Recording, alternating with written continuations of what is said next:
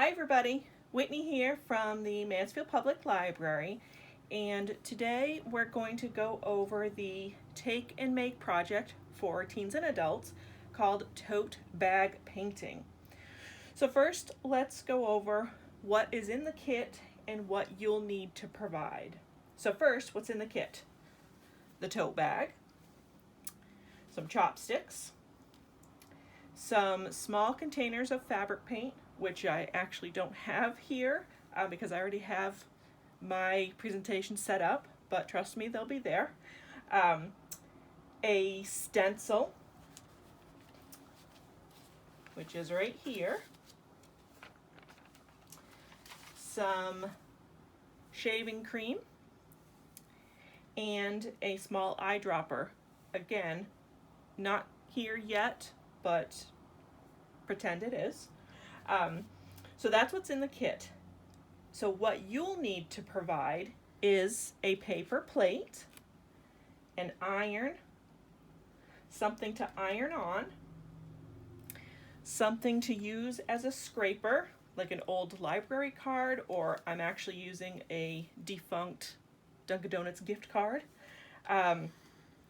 some paper towels, and if you're afraid of getting paint on you, then some sort of apron. I've done this before and I have not gotten paint on myself. So first off, my suggestion would be to put a piece of paper in between the bag where you'll be painting on so that it doesn't bleed through. And then we're going to iron on the stencil. So going over the directions, position the stencil on the tote where you want your design to go. Make sure to put it on the shiny side down. So if you notice, this is the shiny side and this is kind of the matte paper side. So shiny side down, and I'm trying to center my image, and that should work. So then, using your iron on the lowest dry setting, gently iron the stencil onto the tote. Now instead of rubbing it, I would actually just kind of press it down because you don't want to tear any of these really thin parts of the stencil.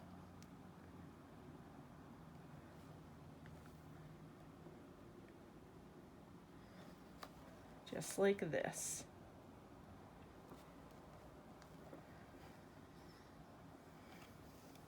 Okay.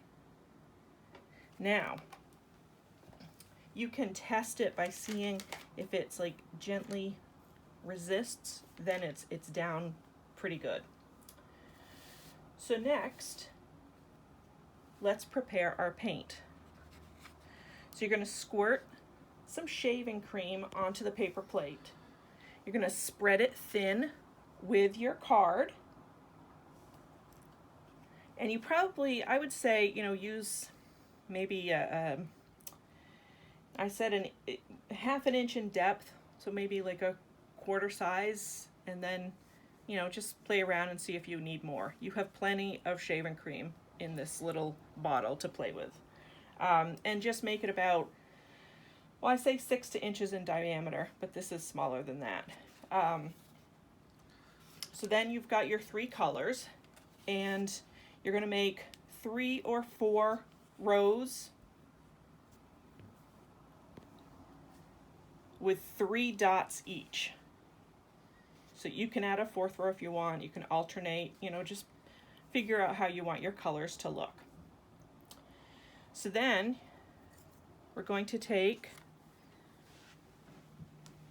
our chopsticks, or chopstick, one of them, and drag the paint and make a marble pattern. You can go this way. You can see how the paint is mixing up and down. There, just like that. And then you can set your chopstick aside. And now Now we're going to start putting the paint on with our scraper. So you're going to start from the middle of the design and work outward, gently pressing and scraping the paint into any opening of the stencil. Be careful not to scrape the stencil too much, like right in here, because you don't want to tear it. And then again, you want to just kind of play with the designs and see what your, just check out the colors. See how I'm gently pressing. Got a lot of purple in this one. So maybe I'll take some of the pinkish red and green and finish that off. And I'll keep going out.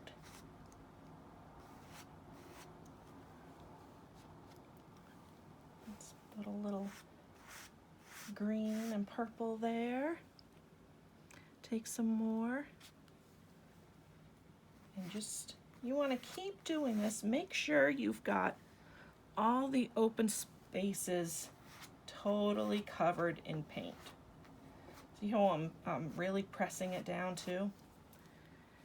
That way I'm not concerned about lifting up the stencil too much.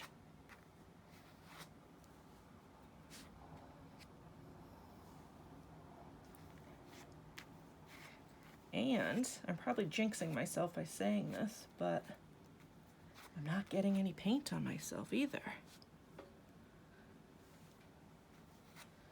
So we're gonna just keep pressing.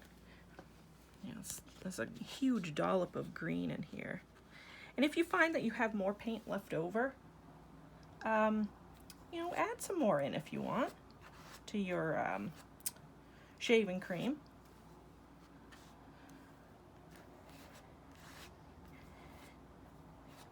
Now, oops.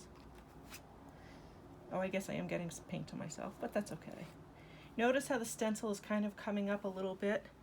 Be careful of that too.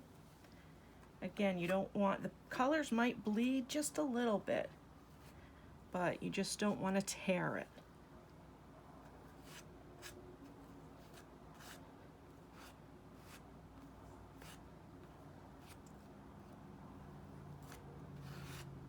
Okay. That looks pretty good. I'm going to gently scrape some of it away. All right. Oops. Okay. So then you can go ahead and set your scraper aside somewhere. So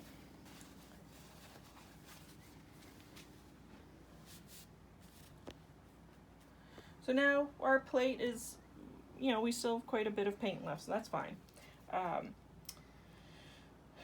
So once you have all of your paint on your stencil and you're ready to lift it up, you're going to begin at one corner and gently pull the stencil away from the tote bag. Just hold on to the stencil as you go.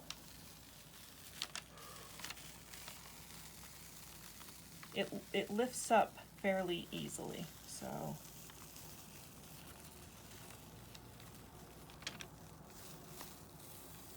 So there was just a little bit of bleeding, but it doesn't look too bad. That's a really cool design. So this is really it. This is the bag. Just, you want to let it dry overnight. But once it's dry, you can really begin using it.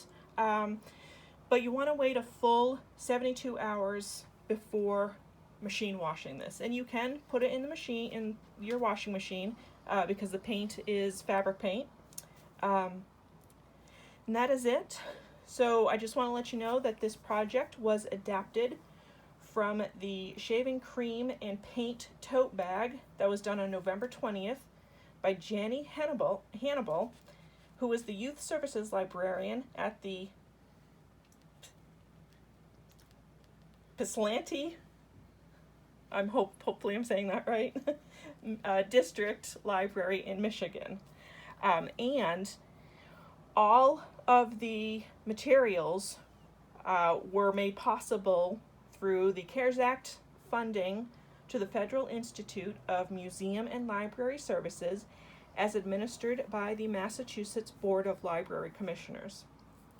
So with that, have fun with your creation. If by some chance you end up ripping your stencil before you actually get to use it, let me know. I have a few more extra, but not a lot. They are rather time consuming to make.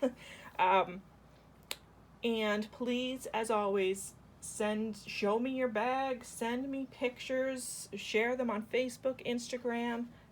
We want to see them. So thank you and enjoy. Bye, everybody.